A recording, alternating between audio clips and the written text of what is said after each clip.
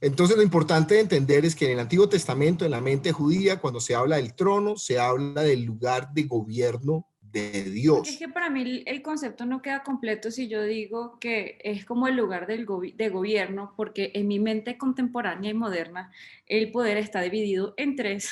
Mm, Entonces, es como el que legisla, el que ejecuta y el que juzga. Entonces, claro, de pronto en esa época obviamente no existía esa división de poderes, pero si nosotros lo decimos así, el que traduce la cosa en su mente para la época actual dice, ah, es el que gobierna.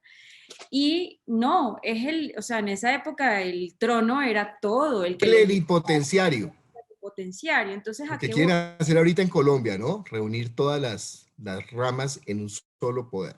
Y Solamente sin como embargo, Jesús introduce un concepto completamente nuevo cuando dice que el lugar de autoridad es para servir. En eso es nuevo. Que Él siendo el rey vino a servir y ahora nosotros serviremos en el cielo, ¿sí? Pero obviamente, pues el que no quiera servir, lo dijimos ya, pues el cielo no es para él. El que no tenga un corazón, el que diga yo me quiero enseñorear. Y lo malo es que digamos que la iglesia en este momento esa es la idea que está vendiendo, enseñorearse. En muchísimas partes en los evangelios dice, entre ustedes no será así, el que quiera ser el mayor sirva a los demás. Es que esto es una preparación para el desempeño en el reino de los cielos. Lo que vamos a hacer en el cielo es sirviendo. Y eso de servicio como servidor público, o sea, como el que está en un lugar de privilegio, pero ese lugar de privilegio no es un lugar de privilegio para usufructuar, o sea que si yo estoy en el lugar de privilegio, entonces puedo vender los páramos de Colombia y quedarme con una partecita del oro. No, no, no, no, no, viejo.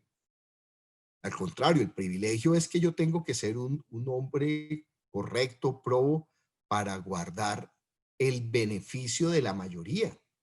Ese es el sentido de un funcionario público. Así era la democracia de Grecia. Por votación de los hombres más correctos eran los que elegían dentro de ellos al correcto y lo elegían al azar. De modo que los que se proponían como candidatos a servir, pues imagínense el talante y la calidad de esta gente. Era gente que estaba dispuesta a dejar sus cosas de lado para servir ellos a la comunidad. Pues, pues claro, esa democracia funcionaba. Y además no era una cosa que se realizaba por componendas y por alianzas, sino que fuera de eso, era dejada al azar, o sea que no se sabía quién iba a salir entre los 10 hombres más notables, no sabía quién se iba a dedicar un año, le iba a entregar un año de su vida, de su pecunio, de sus recursos, de su familia a la comunidad para que la comunidad estuviera bien. Y Jesús hace la contraposición, dice, en el mundo los reyes de este mundo, los que están buscando un lugar de autoridad, están buscando que les sirvan. Entre ustedes no va a ser así, ustedes van a servir. Vimos que es el lugar para ejercer la autoridad, pero la autoridad justa, lo que pasa es que nosotros tenemos miedo a la autoridad porque como la autoridad del mundo es tan corrompida, entonces tenemos miedo a la autoridad. Pero yo estaba muy ilusionado cuando tengo que confesarlo, porque no conocía por mi ignorancia, estaba muy ilusionado cuando Chávez logró obtener el poder en Venezuela.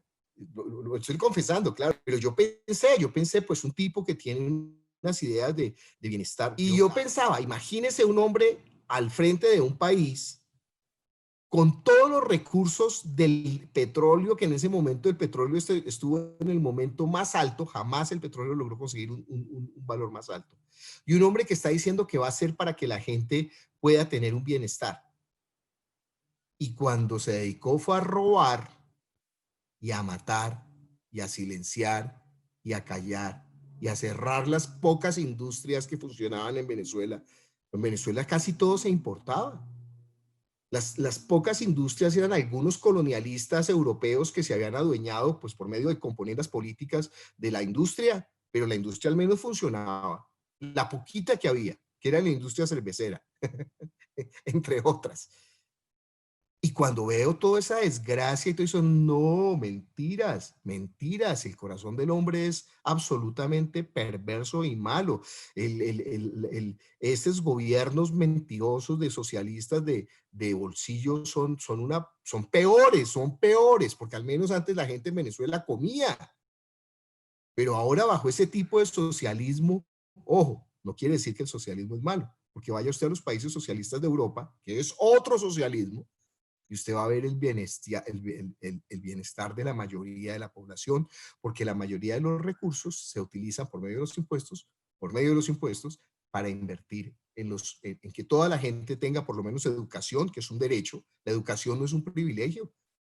En la Carta de la Constitución dice que la educación es un derecho de todas las personas. Todas las personas, ¿por qué? Porque la educación hace que toda la gente compita en las mismas condiciones. Y el estudio es una maravilla porque el mismo estudio sirve de filtro para que una persona, si la persona es disciplinada, si la persona tiene el deseo entonces la misma academia sirve de filtro. Por eso yo les digo que una persona que dice que quiere servir al Señor, pero ni siquiera es capaz de leer la Biblia, ni hacer las cosas bien, ni tomarse el tiempo, ni conectarse a estudiar. Sí, si una persona me dice, no, es que yo me muero por predicar el Evangelio. Viejo, pero nosotros hacemos unos cursos gratuitos, sencillos, y nadie se conecta. Usted me está hablando física carreta, hermano. Y fuera de eso, en la iglesia usted no es capaz, ni siquiera le encarga a uno de que limpie una silla y ni siquiera es capaz de limpiarla. Viejo, usted no tiene nada que ver con el reino de los cielos, hermano. Usted lo que quiere es más bien vivir como un parásito del evangelio. No quiere servir. Pero fíjese que eso, la misma condición sirve de filtro para entender realmente quién quiere servir y quién no. Quién quiere realmente dar lo mejor y quién no. Eso es muy sencillo. Con carretas se come todo el mundo. Con un discurso político uno lo pueden elegir presidente. Nefasto. Usted no sabe lo que ha sido la porquería de ese gobierno nefasto en Venezuela. O sea, una cosa inmunda, horrorosa y pervertida y perversa. Y cómo esta gente se enriqueció pues a costa de los recursos naturales. Ojo, que le pertenecen a Priscila, que le pertenecen a Adriana y que le pertenecen a Ludo, porque ellos son venezolanos. El oro de Colombia no le pertenece ni a Santos, ni a Duque, ni a Uribe. El oro de Colombia le pertenece a todos los colombianos. Y si por regalarle el oro de Colombia a multinacionales árabes que ya tienen todo el dinero del mundo, pero es que esto es el colmo. A costa de eso van a dañar el agua que es imprescindible y vital para la vida de los pueblos, pues déjeme decirle, no hay oro que valga el agua. Y sin embargo, fíjese cómo los políticos están. Entonces me dicen, ay, no hable de política. No, a mí no me friegue la vida. Yo como ciudadano y como colombiano siento el deber moral de hablar de lo que no es. El día que esté protegiendo asesinos, el día que esté protegiendo criminales, el día que esté acolitándole a narcotraficantes, a homicidas, a gente que hace masacres, entonces a ladrones, a corruptos, entonces ese día sí tiene usted derecho de criticar.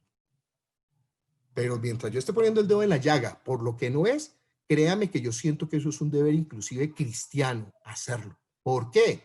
Porque el Señor Jesús lo hizo, porque los discípulos lo hicieron y porque los profetas de Israel lo hicieron. El gobierno de Dios es perfecto, santo, justo y dador para todos, en justicia. Entonces cada uno recibirá según su capacidad. ¿Usted se imagina que un pastor le herede una iglesia a su hijo porque es el hijo? Y es un maquetas vago, pervertido, que no quiere hacer nada. Eso es el colmo en la idea de lo que tiene que ser la iglesia. Dios no le va a heredar su reino a gente maqueta, a perezosos y a sanguijuelas. No seamos tan ilusos, sino que Dios le dará el gobierno de su reino a los que hayan sido fieles acá, porque el gobierno del cielo será ser fiel en el cielo también, sirviendo a los demás. No me diga que eso no es perfecto. ¿Por qué el hombre es un ser político? Pues porque la política está en la creación del hombre. Fíjese, esta es la idea de Dios desde que creó al mundo.